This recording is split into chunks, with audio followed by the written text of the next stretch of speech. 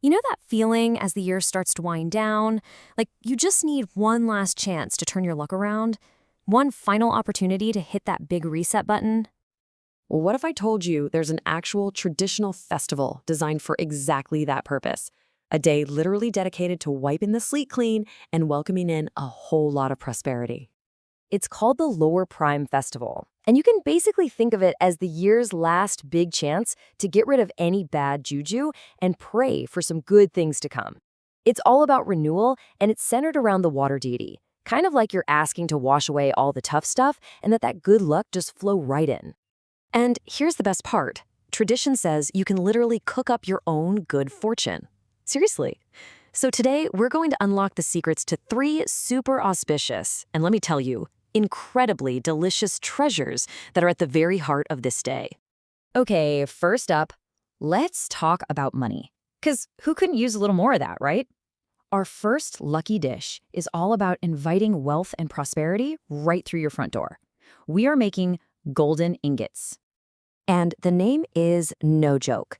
I mean, these are basically pan-fried dumplings, but their classic crescent shape, it's made to look just like the ancient Chinese money, those little boat-shaped gold ingots. So yeah, every single bite you take is symbolically like putting cash right in your pocket. And what's inside is so simple and wholesome. We're talking a veggie filling with cabbage, shiitake mushrooms, tofu, carrots, all the good stuff. But the real magic, the secret to getting that amazing crispy bottom, it's all in that simple little mix of flour and water. Making them is pretty straightforward. You get your filling ready, wrap up your dumplings, and pan-fry the bottoms till they're perfectly golden brown. But then comes the key moment. You pour in that flour and water slurry, pop a lid on, and let it steam. What happens next is just amazing. The steam cooks the top of the dumpling while the flour creates this incredible, crispy, web-like base. They call it an ice flour, and it's as beautiful as it is delicious. Okay, so we've got wealth covered.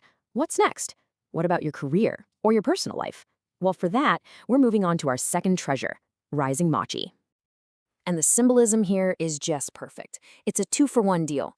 See, when you cook the mochi, they float and rise to the top. That represents rising higher in life. You know, getting that promotion, nailing that big exam. And the taste, well, it's sweet, symbolizing a sweet and happy life. It's wonderful. And get this, you barely need anything to make it. The mochi itself is literally just glutinous rice flour and hot water. The real star, though, the soul of the dish, is that amazing, rich, brown sugar syrup. It just goes to show you, sometimes the biggest wishes come from the simplest things. And making these is just so satisfying. You need this soft, smooth dough, you roll them into little balls, and then you watch them boil until they pop right up to the surface. Then you just pour that warm, fragrant syrup all over them. It's like a warm hug in a bowl, a sweet little blessing. All right, on to our third and final treasure.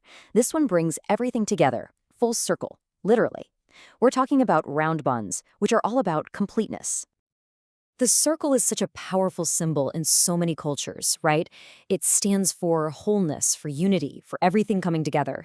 So eating one of these fluffy round buns is like making a wish for a complete and satisfying year. You know, a year with no loose ends. The ingredients are pretty classic for steamed buns, but the filling, that's where there's an extra layer of luck. We're using sweet red bean paste, and the color red is super auspicious. It's tied to good fortune and energy. So that red filling is like an extra wish for a really booming, red-hot kind of year. Making them involves letting the dough rise twice to get that super fluffy texture. But listen up, because here's a crucial pro tip. After they're done steaming, do not open that lid right away. You've got to let them rest for a few minutes. If you open it too fast, they can collapse and wrinkle. You want them to stay perfectly round and full, just like the luck you're trying to attract. So there you have it, your complete good fortune menu. You've got your golden ingots for wealth, your rising mochi for success, and your round buns to tie it all together for a complete, fulfilling year. But you know, as we wrap this up, it's really important to remember this is about so much more than just the food itself. It's about the meaning and the intention you put into it. This quote really just says it all. When you're kneading that dough or folding a dumpling, you're not just cooking. Those actions are like a physical form of hope. You're taking simple ingredients and literally turning them into a vessel for your wishes, transforming any of the year's bad luck into good fortune for the future. And really, at the end of the day, these foods are meant to be shared. It's about getting together with people you care about and sharing more than just a meal. You're sharing a collective wish for a better future. It's a delicious, tangible way of saying, I wish you the best. So I'll leave you with this question. As you think about the rest of the year, which of these lucky foods speaks to you the most? Are you going to go for wealth with those golden ingots, aiming for success with the rising mochi, or are you hoping for that perfect, complete year with the round buns? Which good fortune are you going to cook up first?